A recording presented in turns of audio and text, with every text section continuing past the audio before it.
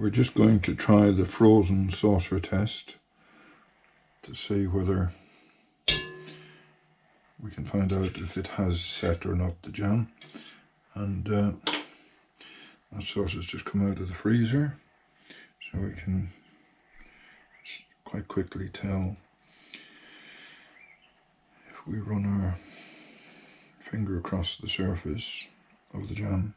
We should be able to tell whether in fact it's set by whether the surface of the jam will wrinkle. So if I just run my finger across there, I think we could say that that is thickening and wrinkling. That is the jam, I mean, not my finger. So that tastes quite delicious. It's got that sourness that you get with rhubarb. It's not just a taste of sugar. So we'll make do with that.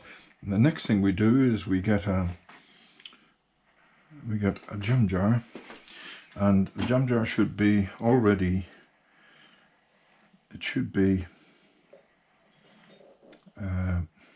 sterilized, and if it's very hot, you should use one of these devices that somebody kindly bought me.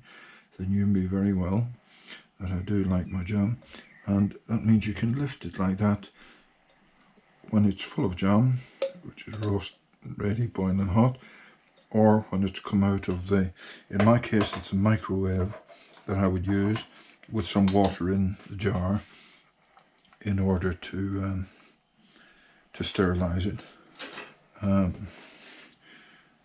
But it does get very hot, and this seems very liquid, but surprisingly it probably will. It probably will set by the looks of it. And there we go. I do like to see some texture to it, which it certainly has got. You fill it up reasonably high, and then you're testing your pain threshold to see if you can hold it, and you quite quickly put the lid on so that it seals, and you can label it once it cools, and that way you have a vacuum seal as well.